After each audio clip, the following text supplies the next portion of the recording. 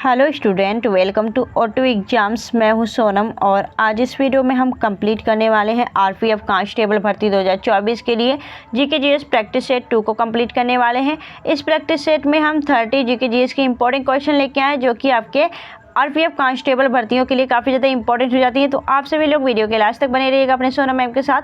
अगर आपको वीडियो अच्छी लगती है, हेल्पफुल लगती है तो प्लीज़ वीडियो को लाइक और चैनल सब्सक्राइब जो करिएगा। चलिए चलते हैं पहले क्वेश्चन की तरफ। पहला क्वेश्चन आपका यहाँ पे दिया गया है, मकरविलक्कू त्यौहार भगवान अयप्पा के किस पवित्र उपवन में मनाया जाता है, यह कहाँ पे है।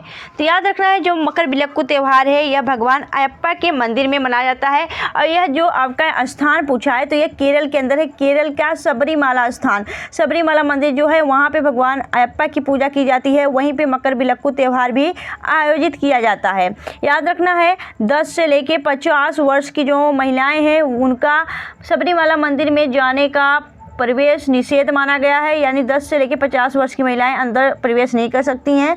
पुरुष जाएंगे तो पुरुष काले कपड़े पहन के जाते हैं। इसका अर्थ होता है काले कपड़े का कि दुनिया से सभी शांति सुखों से आप परे हो चुके हैं तो आप वहां पे जा सकते हैं। ठीक है, तो option be the right answer, Sabarimala मंदिर में होता है मकरविलक्कू त्यौहार। नेक्स्ट देखेंगे अगले क्वेश्चन की तरफ। अगला क्वेश्चन आपका है, बाल गंगाधर तिलक द्वारा संपादित कौन सा समाचार पत्र ब्रिटिश शासन के सबसे मजबूत आलोचनों में से था। तो याद रखना है, केसरी।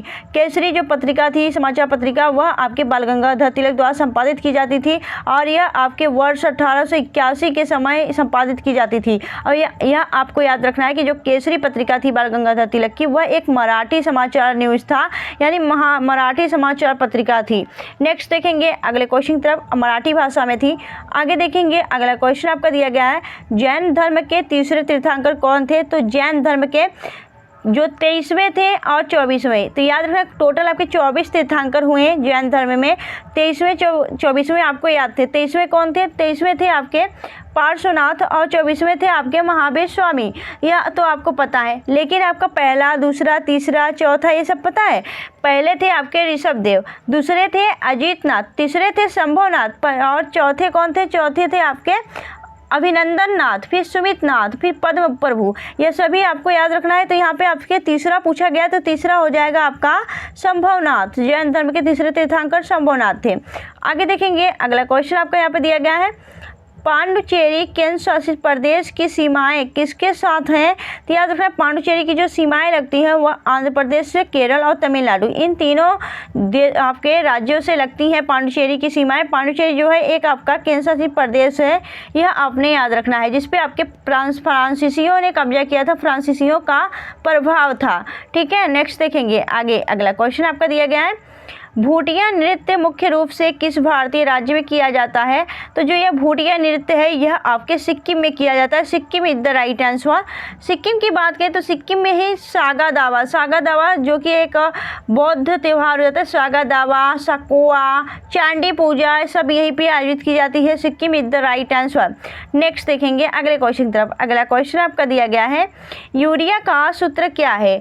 तो यूरिया का जो सूत्र है वह हो जाता है आपका NH2CONH2। यह आपका हो जाता है, तो करेक्ट आंसर हो जाएगा क्या आपका पहला answer is the right answer. यह यूरिया का सूत्र हो जाता है।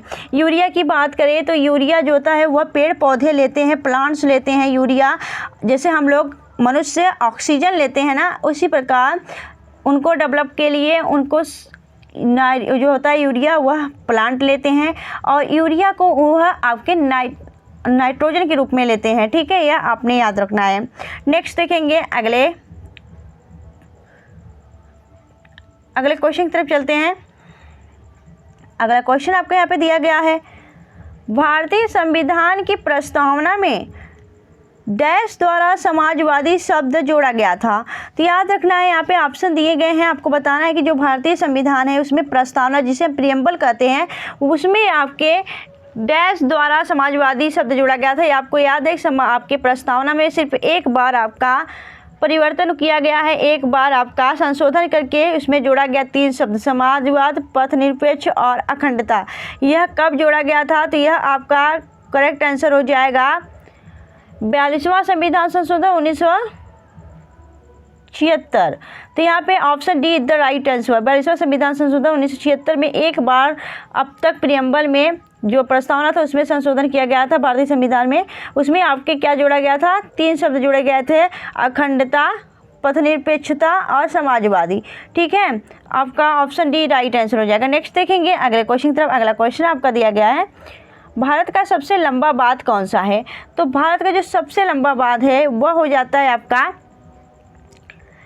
हीराकुंड बांध। हीराकुंड बांध जो कि आपके महानदी पे बना हुआ है और यह उड़ीसा के अंदर है। यह आपका भारत का सबसे लंबा बांध हो जाता है। अगर आपसे कोई पूछे कि सबसे ऊंचा गुरुत्वीय बांध कौन सा है तो वह भाखड़ा नागल बांध आएगा, क्योंकि वह सबसे ऊंचा गुरुत्वीय बांध है। ठीक है, जो कि हिमाचल प्रदेश और पंजाब के बॉर्डर पे बना हुआ है और यह आपके सतलुज नदी पे बना हुआ है, यह आपने याद रखना है। ठीक है, चलिए नेक्स्ट देखेंगे अगले क्वेश्चन की तरफ। अगला क्वेश्चन आपको दिया गया है, मयूर सिंहासन की शुरुआत किसने की थी? तो मयूर सिंहासन की बात करें तो यह आपकी जो इसकी शुरुआत की गई थी वह शाहजहाँ की शुरुआत की गई। शाहजहाँ आपका राइट आंसर हो जाएगा, ऑप्शन डी। शाहजहाँ के काल में मयूर सिंहासन की शुरुआत की गई थी, याद रखना है। फिर इसका अगर बात करें कि जो मोहम्मद शाह रंगीला था, इस पर आपकी यही मयूर सिंहासन जो है इस पर बैठने वाला अंतिम बादशाह था, अंतिम आपका यह मुगल था। ठीक है, कौन? मोहम्मद शाह रंगीला। ठीक है, और इसे ले कौन गया? यह जो मयूर सिंहासन था इसे नादिर शाह ने लूट लिया था।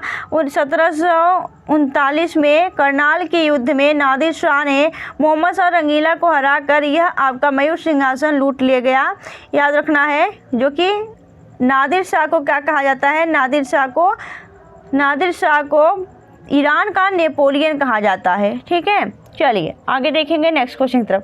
अगला क्वेश्चन आपका दिया गया है, जनरल डायर की कमान के दौरान भारत में कौन सा कानून लागू किया गया था? तो जो जनरल डायर था दोस्तों, इसके द्वारा जनरल डायर कमान के दौरान भारत में आपका मार्शल लॉ लागू किया गया था। जब आपका 13 अप्रैल 1919 को जलियांवाला बाग हत्याकांड हुआ था, उस समय ठीक है, उस समय 1 या 2 से लोग इकट्ठा न हो पाए, इसलिए मार्शल लॉ लागू किया गया था। ठीक है, नेक्स्ट देखेंगे अगले क्वेश्चन तरफ। अगला क्वेश्चन आपका है, वायुमंडल में ओजोन छिद्रों के निर्माण के लिए निम्नलिखित में से कौन जिम्मेदार है? तो राइट आंसर हो जाएगा क्लोरोफ्लोरोकार्बन, CFC क्लोरोफ्लोरोकार्बन। यह आपके वायुमंडल में उपस्थित ओजोन छिद्रों के निर्माण के लिए यह आपका जिम्मेदार है मुख्य रूप से। नेक्स्ट देखेंगे अगला क्वेश्चन आपका है, निम्न में से रक्त के थक्के जमने में मदद करता है? तो रक्त का थक्का जमाने में विटामिन ए आपका के राइट आंसर हो जाए, के मदद करता है, विटामिन के। आप जब चोट लगता है उसका स्राव हो जाता है ब्लड का, तो यह विटामिन के उपलब्धि में यह आपका रक्त का थक्का बन जाता है, जिससे आपका जीवन बच जाता है। याद रखिएगा, क्या आपके शरीर के अंदर भी रक्त का थक्का बन सकता है? नहीं, रक्त का थक्का नहीं बनता, क्योंकि आपके बॉडी के अंदर हिपेरिन प्रोटीन पाया जाता है जो कि आपके ब्लड को जमने से रोकता है। नेक्स्ट देखेंगे अगले क्वेश्चन की तरफ। अगला क्वेश्चन आपका है, विटामिन B6 डैश घुलनशील है जिसकी कमी से डैश रोग होता है? तो याद रखिएगा, जो विटामिन B6 है यह आपके पानी में घुलनशील है और इसकी कमी से आक्षेप हो जाता है, यानी स्किन के रोग हो सकते हैं जो आपके स्किन को इफेक्ट करते हैं। ठीक है, तो option A is the right answer. Next देखेंगे अगले क्वेश्चन की तरफ। अगला क्वेश्चन आपका है, निम्नलिखित में से किस जलीय जंतु में गलफड़े नहीं होते हैं? तो गलफड़े किस में नहीं होते हैं? करेक्ट आंसर बताइएगा। तो करेक्ट आंसर हो जाएगा आपका व्हेल। व्हेल में जो होता है आपके व्हेल जो है आपका, उसमें आपका नहीं पाया जाता है। ठीक है,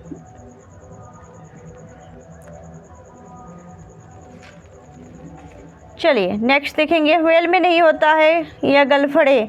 ठीक है, option C is the right answer. Next देखेंगे अगले क्वेश्चन की तरफ। अगला क्वेश्चन आपका दिया गया है, साइड्रोसिस का कारण शरीर के ऊतकों में डैश का अत्यधिक जमाव है? तो साइड्रोसिस का जो कारण है वह शरीर में ऊतकों में डैश का अत्यधिक जमाव होता है, किसका? आयरन का। साइड्रोसिस क्यों होता है? जहाँ पे आपका या जो लोहे के कार्य होते हैं, कारखाने होते हैं, उसमें उसके दौरान आप वहाँ पे जो काम करने वाले होते हैं उनको जो आपका रेस्पिरेटरी सिस्टम होता है, जो आप उसमें से सांस लेते हैं, तो सांस के माध्यम से आयरन के छोटे छोटे कण आपके शरीर में धूल मिट्टी के साथ चले जाते हैं, जिसके कारण आपको सांस लेने में दिक्कत हो जाती है। तो याद रखना है, जो साइड्रोसिस है वह आयरन के कारण ऊतकों में अत्यधिकता जमा होने के कारण यह होता है। साइड्रोसिस का कारण तो आयरन के कारण होता है। ठीक है, यही पूछा गया आपसे, क्वेश्चन समझा करिए। नेक्स्ट देखेंगे अगले क्वेश्चन की तरफ। दोस्तों, अगर आपको वीडियो अच्छी लग रही है, हेल्पफुल लग रही है, तो प्लीज़ वीडियो को लाइक और चैनल सब्सक्राइब जो करेगा। नेक्स्ट देखेंगे अगला क्वेश्चन दिया गया है कि निम्नलिखित में से कौन सा एक विषाणु जनित वायरल रोग है। विषाणु जनित कौन सा वायरल रोग है, तो याद रखना है आपका करेक्ट आंसर हो जाएगा चिकन पॉक्स। चिकन पॉक्स जिसे हम छोटी माता या फिर बड़ी माता कहते हैं, और इसे एक वायरस बीमारी हो जाती है वायरस से। इसके वायरस का क्या नाम है, तो वेरिसेला जोस्टर वायरस इसके वायरस का नाम है। वहीं वैक्सीन की नाम बताएं तो वैक्सीन को वेरिसेला वैक्सीन भी कहा जाता है। दोनों एक ही नाम है, वेरिसेला जोस्टर इसका वायरस है और वेरिसेला वैक्सीन इसका वैक्सीन है। ठीक है, याद रखना है, यह आपके चिकन पॉक्स आपके वायरल जनित विषाणु जनित वायरल रोग है। ट्यूबरकुलोसिस यानी जो आपके जीवाणु से होने वाला टीबी रोग हो जाता है। काली खांसी होती है आपकी जीवाणु से, वही मलेरिया आपके प्रोटोजोआन बीमारी हो जाती है। नेक्स्ट देखेंगे अगले क्वेश्चन की तरफ। अगला क्वेश्चन आपका है, निम्नलिखित में से कौन सी हिमालय की सबसे लंबी पर्वतमाला है। तो याद रखना है, हिमालय की जो सबसे लंबी पर्वतमाला हो जाती है वह हो जाती है आपकी पीर पंजाल पर्वतमाला। पीर पंजाल पर्वतमाला जो है यह आपके हिमाचल प्रदेश, जम्मू कश्मीर और पाक ऑक्युपाइड कश्मीर यानी पीओके के तक आपका यह पीर पंजाल श्रेणी फैली हुई है। ठीक है, नेक्स्ट देखेंगे अगले क्वेश्चन की तरफ। अगला क्वेश्चन आपका दिया गया है, भारत में इनमें से किस राज्य की सीमा नेपाल से नहीं जुड़ी हुई है। तो राइट आंसर हो जाएगा आपका यहाँ पे मध्य प्रदेश। मध्य प्रदेश की जो सीमा है वह नेपाल से नहीं लगती है। नेपाल जो कि 5 राज्यों से सीमा साझा करता है, उत्तर प्रदेश, उत्तराखंड, बिहार, सिक्किम, उत्तर प्रदेश, यूके, बिहार, सिक्किम और आपका यूके, यहाँ पे 5 राज्यों के साथ सीमा साझा करता है। यह आपने याद रखना है, नेपाल। ठीक है, मध्य प्रदेश से नहीं सीमा साझा करता है। ठीक है, एक वेस्ट बंगाल होता है। आगे देखेंगे अगले क्वेश्चन की तरफ। अगला क्वेश्चन आपको यहाँ पे दिया गया है, निम्नलिखित में से किस राज्यों की सीमा सबसे अधिक राज्यों या फिर केंद्र शासित प्रदेश से जुड़ी हुई है। तो यहाँ पे करेक्ट आंसर हो जाएगा Uttar Pradesh. Option C is the right answer.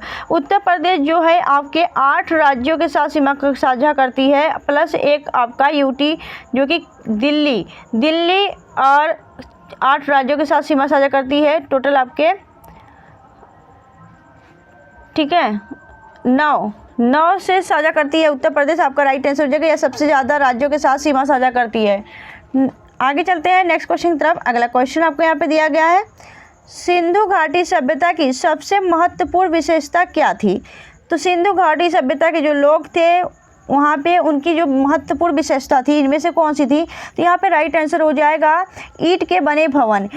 अब तक सिंधु घाटी सभ्यता में जो भी आपके खोज हुई हैं, जो भी आपके अब तक साक्ष्य मिले हैं, ईंट के भवन सबसे ज़्यादा आपको बताया गया है कि सिंधु घाटी सभ्यता की यह मुख्य विशेषता थी। जो आपके सिंधु घाटी सभ्यता थी वहाँ पे सबसे ज़्यादा आपके ईंट के भवन देखने को मिले थे। नेक्स्ट देखेंगे, आपको बता दें कि सिंधु घाटी सभ्यता के जो लोग थे वह पक्के घरों में निवास करते थे, न कि कच्चे। आगे देखेंगे अगला क्वेश्चन आपको दिया गया है, निम्नलिखित में से कौन सा सिंधु घाटी सभ्यता का महत्वपूर्ण स्थल नहीं है। तो सिंधु घाटी सभ्यता के तो सभी स्थल, कालीबंगा, हड़प्पा, मोहनजोदड़ो, आजमगढ़ थोड़ी ना है। Option D is the right answer. Azamgarh या आपके सिंधु घाटी सभ्यता का महत्वपूर्ण स्थल नहीं है। आपको बता दें कालीबंगा, हड़प्पा, मोहनजोदड़ो, इसके साथ लोथर, राखीगढ़ी, धौलावीरा, चनहुदरो, सूरकोटदा, ये सभी आपके हड़प्पा कालीन यानी सिंधु घाटी सभ्यता के महत्वपूर्ण स्थल हैं। नेक्स्ट देखेंगे अगले क्वेश्चन तरफ। अगला क्वेश्चन आपका है, हड़प्पा के लोग निम्नलिखित भगवान में से किसकी पूजा नहीं करते थे। तो याद रखना है, हड़प्पा कालीन जो आपके लोग थे वह आपकी विष्णु की पूजा नहीं करते थे। ठीक है, विष्णु की वह पूजा नहीं करते थे। वह आपके पशुपति की पूजा करते थे, जो कि भगवान शिव के रूप में उन्होंने पूजा करते थे भगवान शिव की।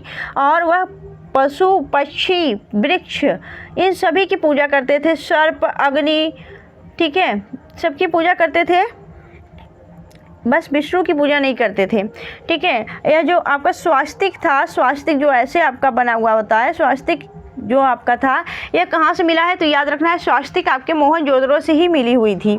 नेक्स्ट देखेंगे अगले क्वेश्चन की तरफ। अगला क्वेश्चन आपका दिया गया है, हड़प्पा सभ्यता की मोहर पर निम्नलिखित में से कौन सा पशु अक्सर देखा जाता था?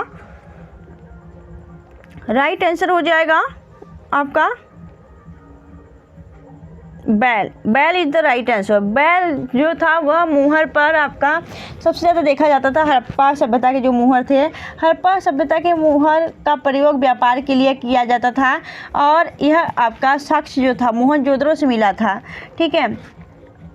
और जो यह मुहर हुआ करते थे वह आपके गोलाकार, वर्गाकार, आपका आयताकार, यह सभी आकार के थे, ठीक है। नेक्स्ट देखेंगे, आगे देखेंगे अगला क्वेश्चन दिया गया है, शक्ति की इकाई को क्या कहा जाता है?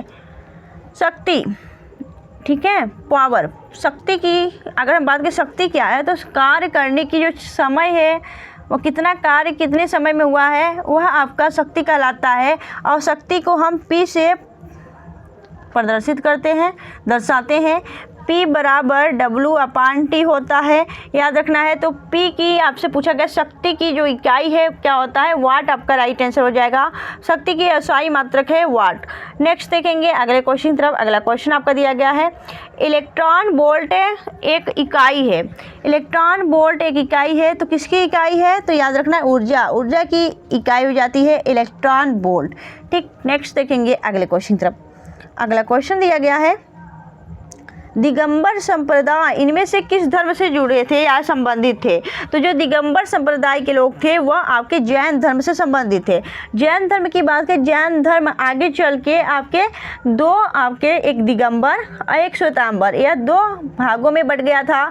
याद रखना है, मगध में 12 वर्ष का जो अकाल पड़ा था उस समय एक वहाँ के थे स्थूलभद्र और भद्रबाहु। तो याद रखना है, स्थूलभद्र मगध में ही थे और भद्रबाहु कर्नाटक चले गए थे, दक्षिण भारत।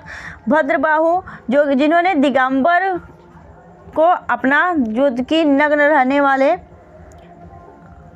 ठीक है, नग्न रहने वाले बिना वस्त्रों के, वह भद्रबाहु के अनुयायी थे। और श्वेतांबर जो कि सफ़ेद वस्त्र धारण करने वाले, यह आपके स्थूलभद्र के अनुयायी थे। तो याद रखना है यह दो संप्रदाय आपके जैन धर्म से संबंधित है। नेक्स्ट देखेंगे अगले क्वेश्चन की तरफ। अगला क्वेश्चन आपका है, वैशाली में द्वितीय बौद्ध संगीति डैश द्वारा संचालित की गई थी।